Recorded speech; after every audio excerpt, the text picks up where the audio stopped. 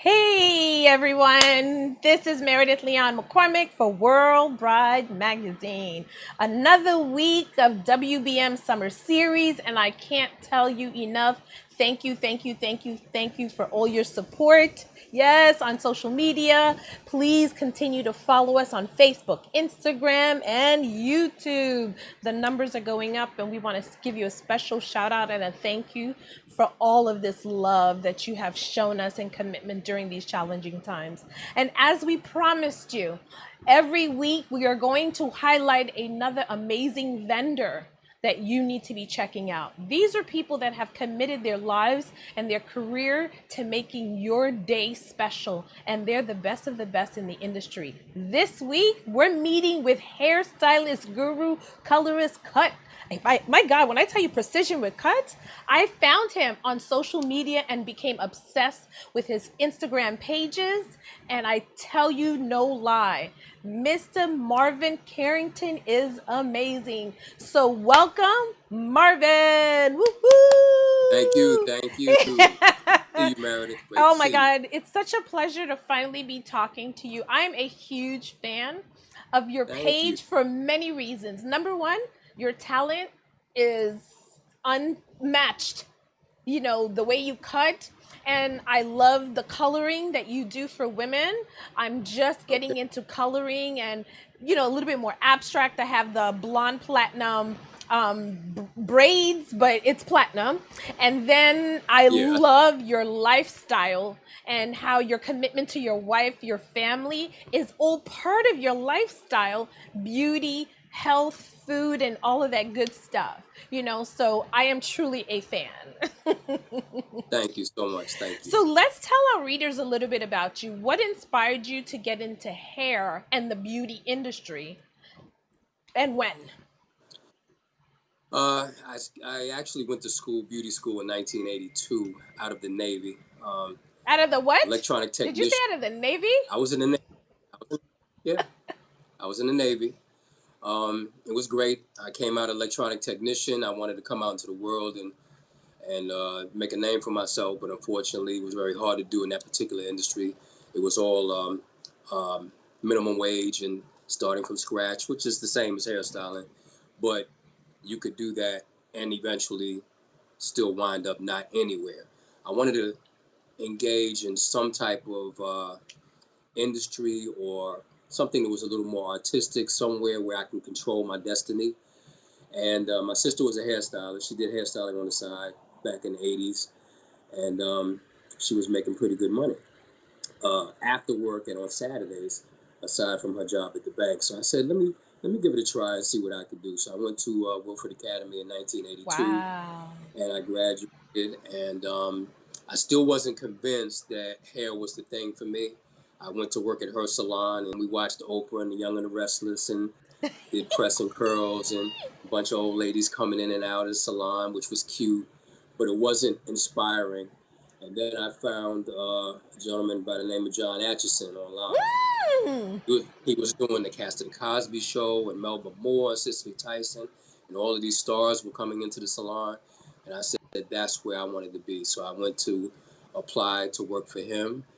He did hire me and he did train me. And that's the beginning of the story. He's my mentor. Wow. Yeah, Wow. I'm talking about legend. You guys were the yeah, second layer of making the beauty industry what it is, because we know it from, you know, Madam CJ Walker, you know, that yeah, started the whole legacy of building brands and building a beauty industry that was lucrative for black people and identifying black women and exactly. showing their beauty. And now that legendary name Atkinson is like, what? That's iconic, you know? Yeah. So, He's wow. funny thing is he's still alive and he's still doing his thing. I love that. Mhm. Wow. Yeah. So now you're 36 years in the game, and, you know, things have shifted not only because of shifting and people are growing and the evolution of hair, but now we're dealing with the pandemic. What measures are you taking to ensure that your clients are safe, secure, and you're protected, more importantly? Well, first of all, let me just say I work in a salon.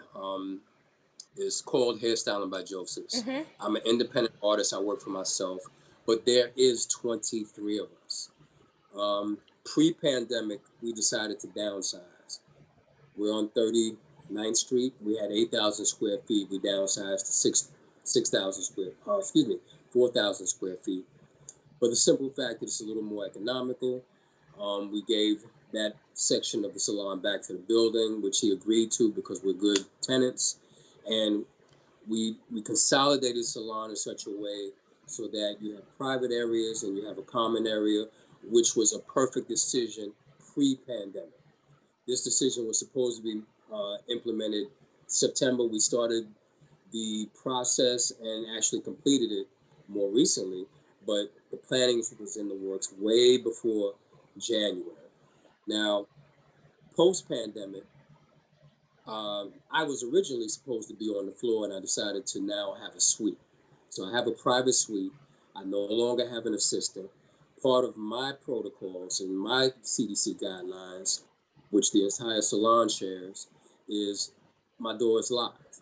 The salon door is locked. Nobody can walk in, no salespeople, no mail people, nobody can walk in. You drop the mail off at the door, you drop the towels off the door. Each client that comes to the door has to call their stylist, and we will meet you at the door with our thermometer to check your vitals and make sure everything's all right. You come in the salon, you wash your hands, then you can be seated.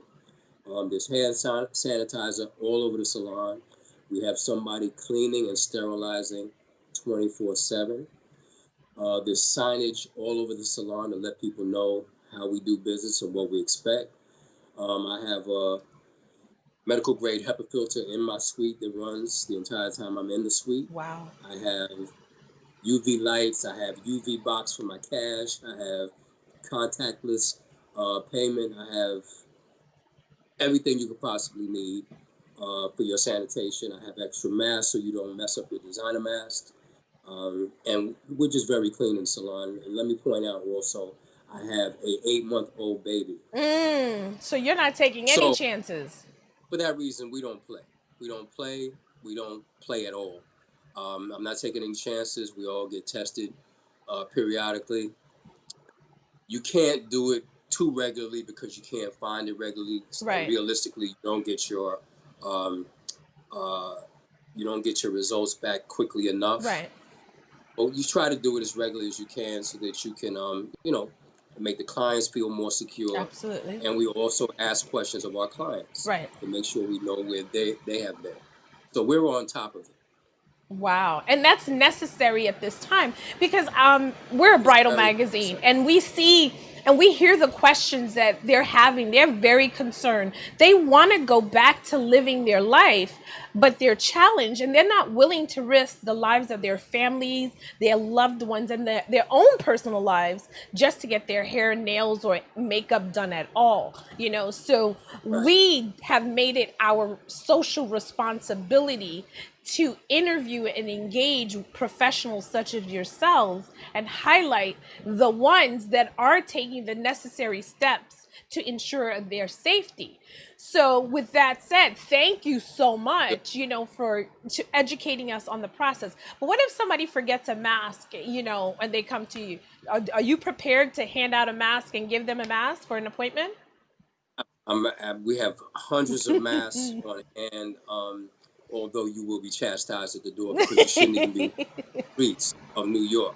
New York has done so well. We have a few areas where people are still knuckleheads, but New York has done so well. And when you walk, I'm on 39th Street Right. between 5th and 6th in Manhattan. I have not seen anybody walk around without a mask unless they're riding a bike or um, some type of vehicle where they're moving quickly. But most people wear masks, and everybody knows via my emails that you have to show up with your own mask. Right. Right. That's amazing. So now the other. And excuse me, on No, top go of that, ahead. I'm on the second floor, 6 East 39th Street. Mm-hmm. There's signage all through the building. You can't even enter the building without a mask. Perfect. That's Yeah, social responsibility. that's responsibility. So now the other thing is, let's focus on your styling. Now we know you're healthy and you're taking the necessary measurements to keep your clients healthy and everything else. You are a master cutter. I've seen your social media, I've seen the cuts. You address your clients and their needs through the health of their hair and their body. When did you realize that, you know what, the health of your hair is impacted by the lifestyle that you live? When did you realize this as an artist? I realized that a long time ago, actually. You have to take care of yourself. You have to take care of your hair. I also tell people I'm a personal uh, trainer as well, and I've been doing that for about 10 years. But hairstyling is my primary. That's my money maker. Right. But through the personal training, um, I gained access to nutrition.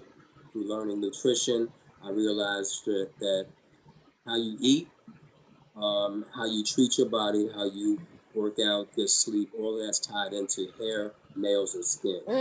Everything tied in. And a lot of the problems that we have as a result of our lifestyles, Right. as a result of generational ignorance, I would say, because a lot of what we do is generational, Right. and we just do it out of habit, and it was what we were taught. So once we get out of that, then we can be the best we can be through our hair and our nails and our skin, how we feel, how we interact with other people. It's all in how you eat, what you ingest, and that will reflect outwardly in your energy when you Right. see people, Right. and how you want to project yourself, how you want to look to people when you're I agree. that first impression that you give people. All of it's tied together. Absolutely. And women, and I think we express our feelings and our confidence through our hair and our grooming, whether we're taking it all off, you know what I'm Es- saying, or putting it Especially, on. especially We now that you have to wear a mask. Oh, absolutely. Our hair is our only form of expression right now. And for us, it's really, really important. So, meeting somebody like you that teaches me that health and my beauty starts from within, and then how I eat, my lifestyle, I'm maintaining it, is something we definitely want to engage our brides in. So, my final question for our brides that I wanted to ask is, what are some tips you want to give brides when booking an appointment with you for a service? Why should they Uh, hire you?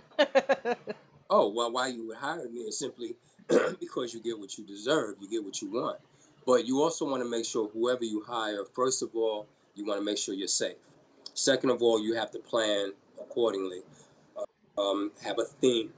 If you have pictures, that would be great because that's a good way for us to be on the same wavelength. Because some people interpret information differently. So if you have pictures of what you like, that's a wonderful thing. Right. Um, know where you want to go. Know where you want to go with your bridesmaids. Make sure everybody can be free to get their scheduled appointments done. And also, scheduling is extremely important, specifically Right. now, because you're all not walking in the salon at the same No. time. There might be salons out there there are salons out there actually that will accommodate a whole bridal party. But if you're interested in a particular artist, then you all have to come at different times. Because I do one person at a time. Okay. All of our stylists do one person at a time. Okay. For the Perfect. simple fact, we don't want everybody in the salon. We don't want any crowds. Right. For their own safety, simple. For your own Yeah. safety, So of now, course. one last question, and then I'm going to need you to tell us, our readers, where we can find you. Now, do you do outside appointments? Are you comfortable enough to go to a space meeting like a hotel if they're getting married? Because a lot of people are getting married at hotels and private places like that. Are you comfortable making outside appointments? I've been doing that for 30 something years. I'm always mobile. I'm always available. Okay. However, in this particular new normal, Right. there's serious precautions. Right. Um, And you need to ask and questions. I would want everybody involved to follow the protocols that are necessary, Right. that we all get done safely. Right. I see a lot of baby showers. I see a lot of um, different parties here and there. What people have to remember, and I mean this wholeheartedly, and this is for everybody, is that even if you're following CDC guidelines from day to day in your home. Your families are trying to do the same thing. Right. A lot of times, the infections come from families coming together, just trusting family to be family. Right. You don't know where your family's been. Your family don't even know where they've been. Exactly. So you have to wear masks. You have to be diligent. You have to be consistent, and you have to be ready to take your mask off for that photo op Right. and put it back on. Right. That's how we do business. Right. Right. And that's how we do business in a hotel room. Perfect, perfect. So now I want to thank you so much for your time and exposing us to the health, the healthy way of doing new things for the new normal. Can you please tell our readers where we can find you? I'm at 6 East 39th Street, second floor, between Madison and 5th Avenue. You can reach me at 917-710-0891. You can text me, call me anytime. I'm on Instagram, MACSTYLE Inc. MACSTYLE Inc. INC. I'm on Facebook, MACSTYLE Inc. and MACSTYLEinc.net is my website. When you call, trust and believe I will get back to you. My wife and my baby are used to this being in my ear, and I always answer my phone. And we love that. Thank you so much, and I'm looking forward to you doing something with my own hair. So I'm excited. Promise.